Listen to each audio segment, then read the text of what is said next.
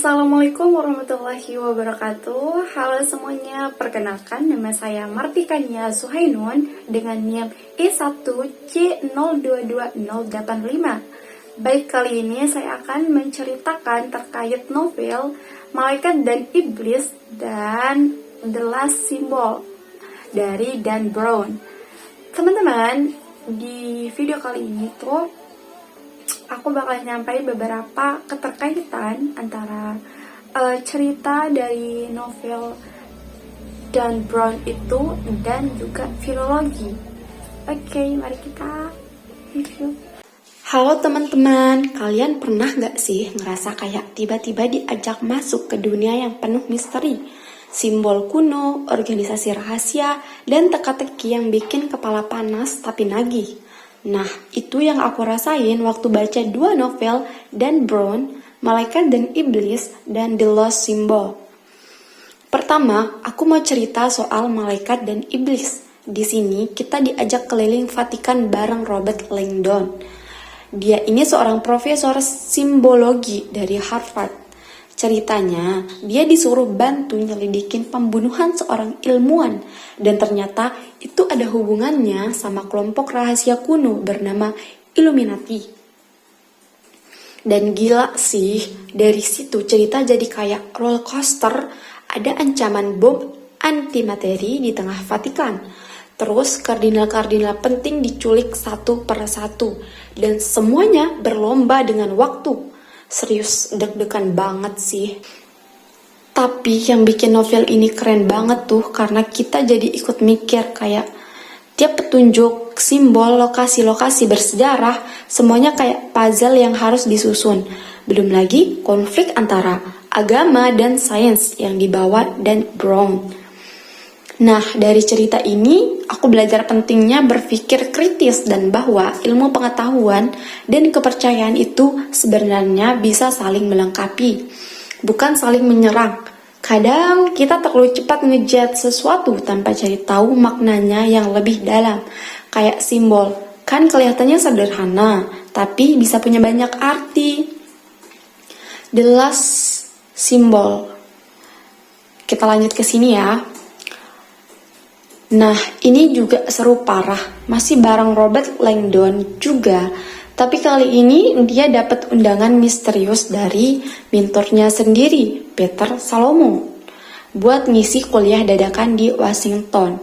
Tapi ternyata itu jebakan. Peter diculik dan Langdon harus memecahkan teka-teki simbol-simbol Freemason untuk nyelamatin dia. Di sana Robert Langdon ngeliat tangan dari Peter Salomon yang udah kepotong. Dia tahu itu punya Peter Salomon karena ada cincin dan juga ada panggilan misterius dari seseorang. Nah, kita diajak jalan-jalan ke lokasi-lokasi bersejarah di Amerika. Dari Capitol Building sampai Library of Congress sampai Bill ngikutin jejak-jejak simbol kuno dan ritual Freemason yang penuh misteri. Ada juga tokoh antagonis bernama Malak yang super aneh tapi karismatik banget, kayak iblis modern gitu. Yang aku suka dari cerita ini tuh soal pencarian jati diri dan makna hidup. Di balik misteri dan konspirasi ada pertanyaan-pertanyaan besar. Siapa kita? Kenapa kita ada di dunia? Dan gimana kita bisa jadi versi terbaik dari diri sendiri? Lalu, apa hubungannya sama filologi?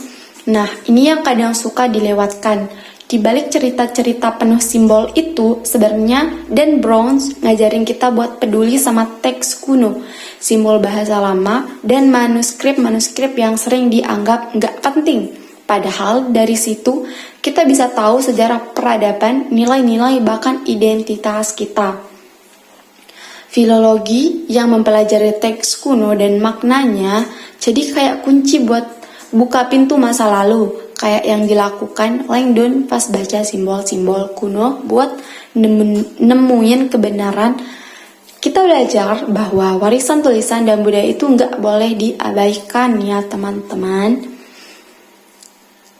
Kenapa kalian harus baca? Kedua novel ini gak cuma bikin penasaran dari awal sampai akhir, tapi juga bikin kita sadar bahwa dunia ini penuh tanda, simbol, dan cerita yang menunggu buat kita pahami. Dan Brown tuh kayak ngajak kita jadi detektif budaya sambil jalan-jalan gratis ke tempat-tempat keren di dunia, walau cuma lewat imajinasi. So, buat kalian yang suka misteri, sejarah, simbol, dan cerita yang bikin mikir sekaligus nagih, Malaikat dan Iblis dan The Lost Symbol wajib banget dicoba. Sekian yang bisa saya sampaikan, kurang dan lebihnya mohon maaf.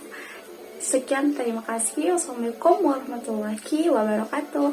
Sampai jumpa teman-teman.